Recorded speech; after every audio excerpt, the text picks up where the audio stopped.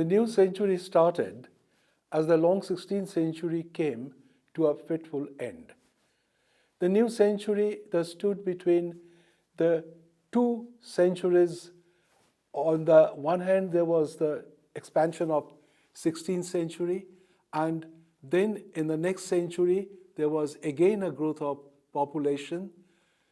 There was a resumption of economic activities and the beginning of the Industrial Revolution. It is in the 17th century that historians have looked for a crisis. Historians have asked if this was an age of power. The question relates to the new absolutist states which had characterized the political formation in Europe during this period. The large demand that the new states had in terms of the constitution of a large bureaucracy and an army. There was demand for resources like labor, capital, and many other resources. Much of these resources were hidden in the economy of the household, in the villages, and in the regional economies. It was necessary to liberate these economies from their local conditions and merge them in the larger economic activities of the continent and other countries. The century in the process also experienced a number of disturbances. The merchants of Amsterdam and London and officials in France and in some German states were trying to liberate these local economies and merge them into the larger economies. There had been certain challenges to the state as well from the nobles who resisted excessive bureaucratization and from the peasants who resented the extraction in terms of taxes, particularly from the state, but also from the nobles and the church.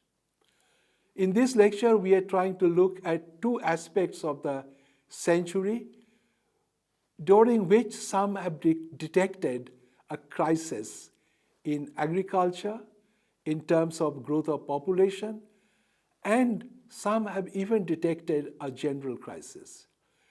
Population grew right through the 16th century till the early 17th century.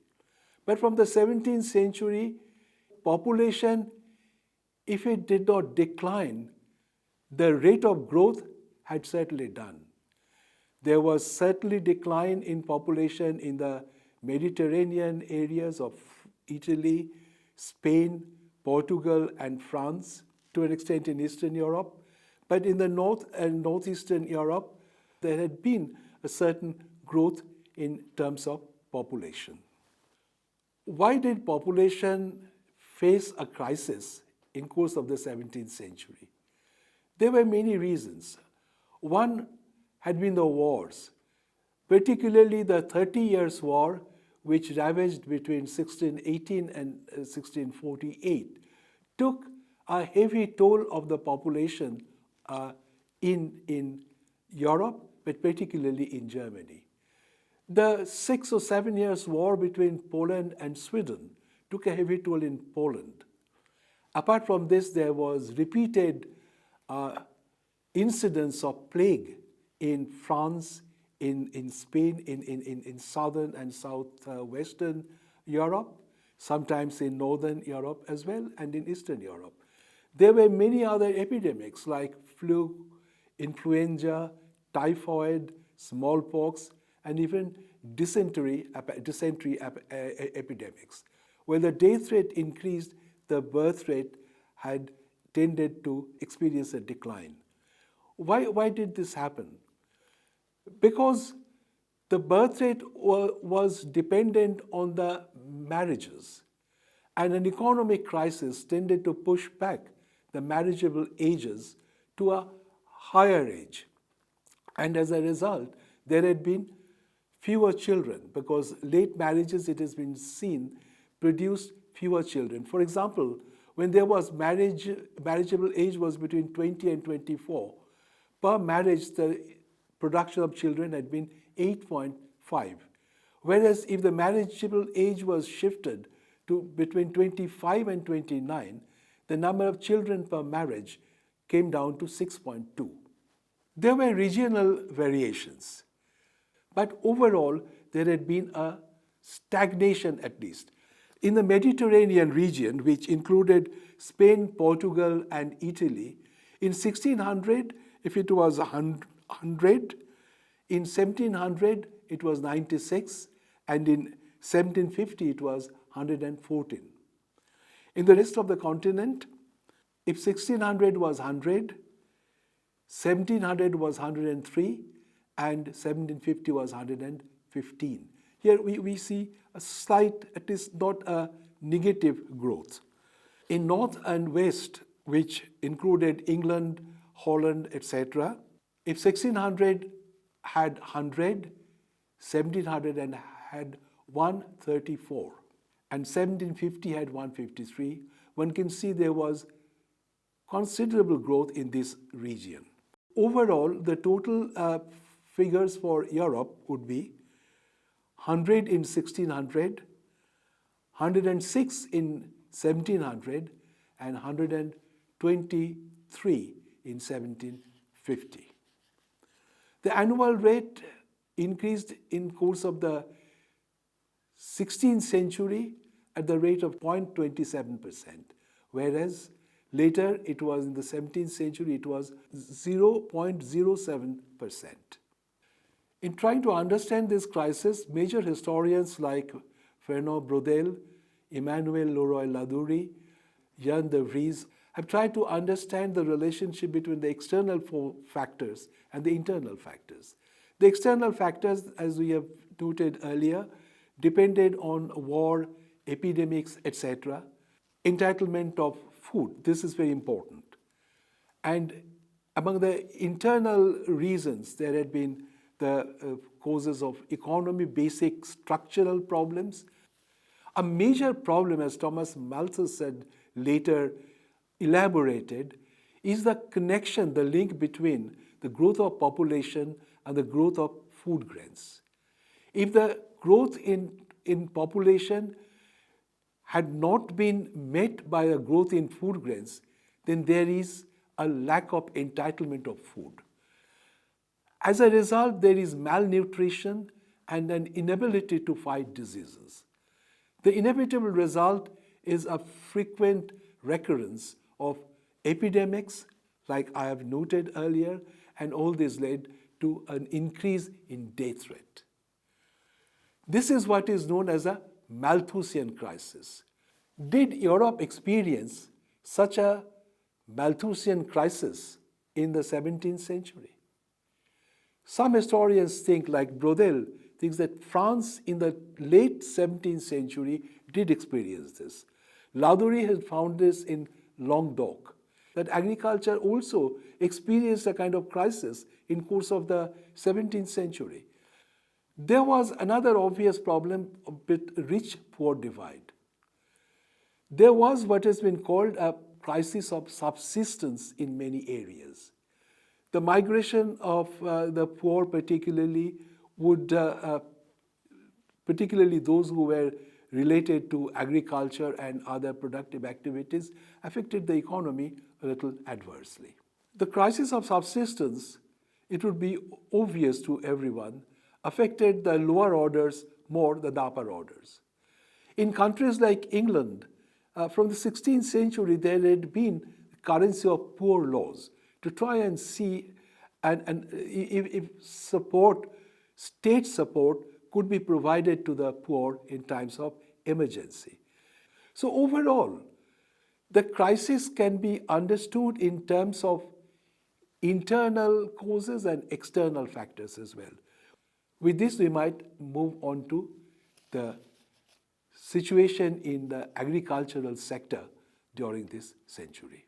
Development of agriculture in the last century reached its climax around 1620s, that is in the early 17th century. Certain parts of Europe had a surplus of grain production, and it sent it to the areas where there was a deficit. For example, eastern part of Europe, East Prussia included, sent a lot of grain via the Baltic. There was a trade network. It reached the Mediterranean region where there was an increasing demand for food because there was a crisis.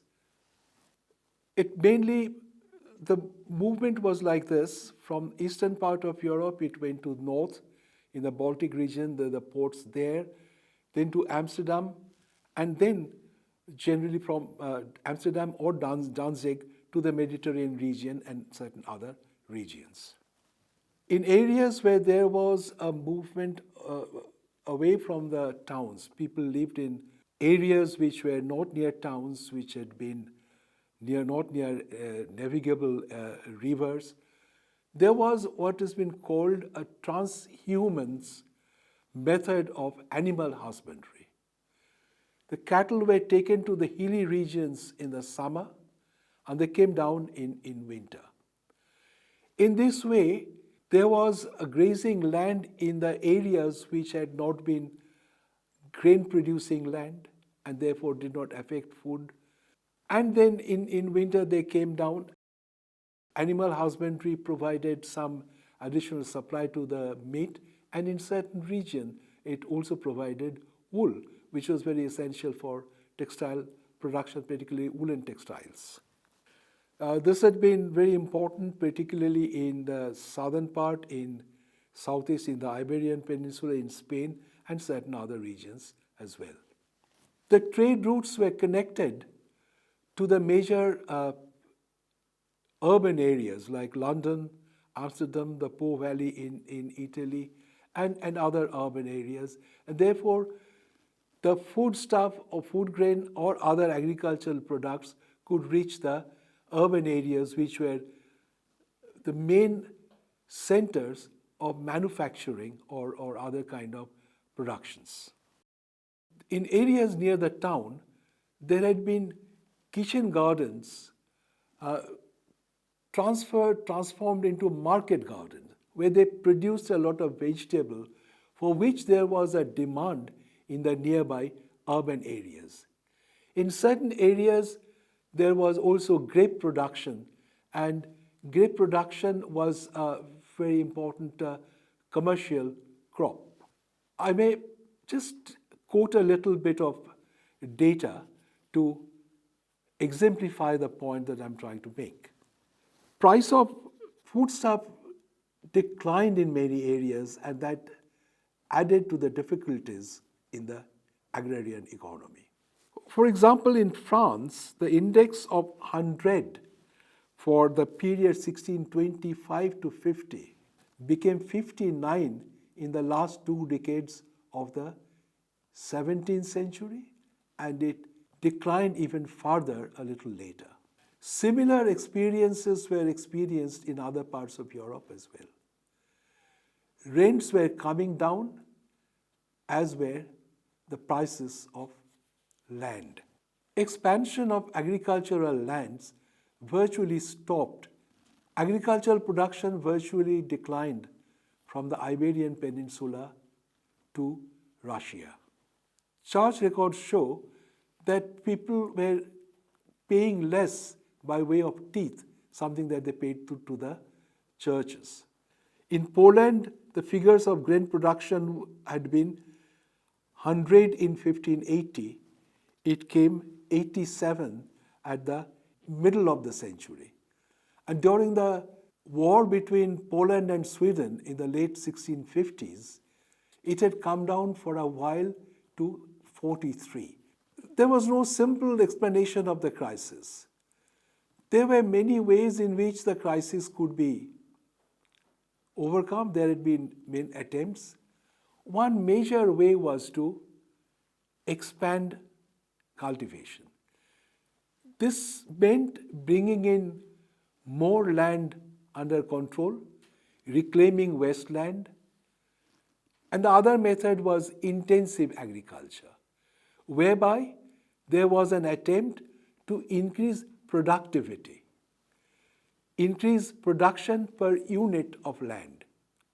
On top of that, there could be innovations in the methods of agriculture, new crops introduced, new patterns of crop and new patterns of agriculture.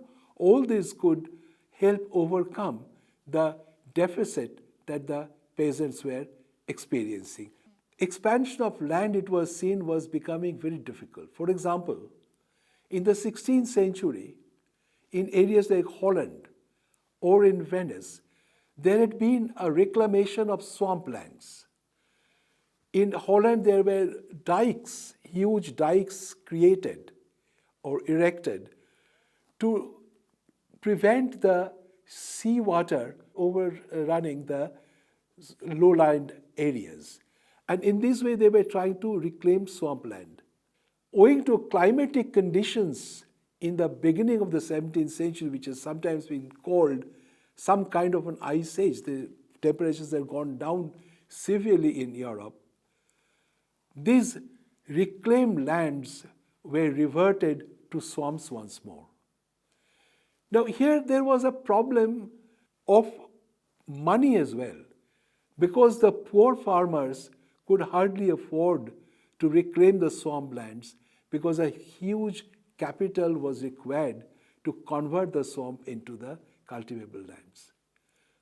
In certain areas in the alpine region, pasture lands were converted into agricultural land, which produced food grains and other crops. There was now a reconversion of this into pasture for grazing purposes. And this then meant that further expansion of land for agriculture was virtually impossible. In Spain and France, along with this, there had been an increasing cultivation of grape. And in certain other regions, there had been cultivation of dyestuff, rapeseed, and other kind of oilseed, etc. The crisis was reflected in the trade in agricultural products, particularly grain products. The trade that I had mentioned earlier from the eastern part of Europe to the Baltic ports and then elsewhere through a network of trade routes had declined substantially. The trade from Amsterdam increased dramatically in the 16th and it declined equally dramatically in the 17th century. Let me again look at a little figure from the Baltic port of Danzig. The grain export from the Baltic via the Sound, a Danish port, was 68.5 thousand tons in the first half of the century. It declined to 55,800 tons in the second half. This, in a way, indicated the nature of the crisis. There had been a reduction in cattle export also from the eastern part, particularly Poland.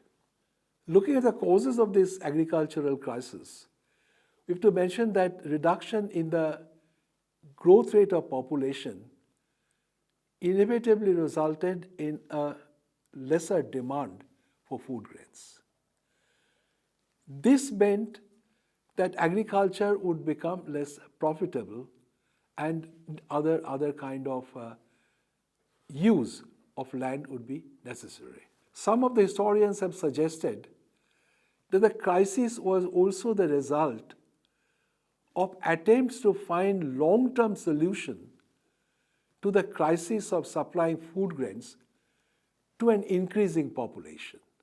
In other words, this was an attempt to find solutions through agricultural innovations and structural changes to provide or ensure adequate production that could cope with an increase in the growth rate of population in the future. In many areas, the land-man ratio assumed critical proportions. This meant that expansion of land was necessary, but it was difficult to be achieved. The second option was feasible, that is intensive, more intensive land. Land earlier was divided into two parts. In one part, something was produced, mainly food grains. The other was kept fallow. This was known as the two-field system. Now, the fallow land was kept fallow because the assumption was that it would allow it to regain its fertility.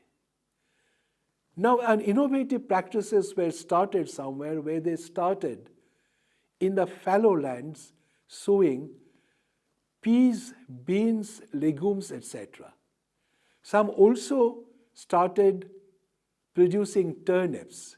Now, these root crops helped them to refurbish the nitrogen content of the soil and therefore increase its fertility. Secondly, it provided fodder. In other regions, the fallow was not kept as fallow, but was used to produce fodder. What was the advantage of this? It meant that this fodder was now made it possible to resort to a larger scale animal husbandry. In the 17th century, it was not much of a problem in England, enclosure that is. But there was this problem of pasture land encroaching into agricultural lands, land producing grain. Now, the production of fodder would have eliminated that. Therefore, there would be a combined activity of agriculture and animal husbandry. And animal husbandry would, apart from providing adequate manure, which would help the fertility of the land, it would also provide meat and milk as supplementary food. These are the kind of innovative practices which were seen in certain areas. There were certain problems in the way of these innovative practices as well. Landlords often thought that the tenants resorting to these practices was using this as a ploy to avoid paying rent. The peasants also had certain responsibilities like the commons' rights, their obligations, etc. And finally, the multiple demand on the peasant from the state, the church, and the noble left them with little incentive to try experimental methods and try innovations, because they took a very little part of the extra that they could produce. The experience of Europe was not homogeneous. There were regional differences. Western and Northern Europe, Southern Europe, Southwestern Europe had different kind of experiences. We might look at some of them. What is very significant is what was happening in the eastern part of Europe, particularly East Albian region in Prussia, partly in Poland, and the rest of Eastern Europe. Here there was what has been called a process of re-feudalization. That is, the feudal lords reasserted their authority with the consent and support of the state authorities and asserted their authority over the peasants who were once again reduced to the position of the serfs. In the 17th century, one sees a re-feudalization in eastern part. For example, the great elector of Brandenburg, Prussia in the 1660s, by an edict permitted the Junker aristocracy in Prussia to assert their authority over the peasants and virtually made them into serfs. In the West, feudalism had certainly been passing gradually, though it did not entirely pass. In France, for example, there had been the seigneurial system and the seigneurial dues. Apart from the state and the church, the peasants felt the heavy burden of the seigneurial dues, which were plenty. In the next century, at the end of the 18th century, the seigneurial dues would goad the peasants to join the French revolutionary quest. Now, in France, there wasn't much change in agriculture. It was generally on traditional pattern. In the German states, particularly in the Rhineland area, there had been can be called a small peasant economy. These small rulers often adopted a friendly attitude to the farmers. They always supported them in their effort to sustain a small peasant economy. It was known as Bauernschutz. This is support to the farmers. But here also the war, an external factor, affected change. The long 30 years war had affected certain problems here, and the rulers increasingly resorted to what came to be known as the Anerbenrecht system. This system is the succession of one person to prevent the fragmentation of land. Fragmentation of land was a problem.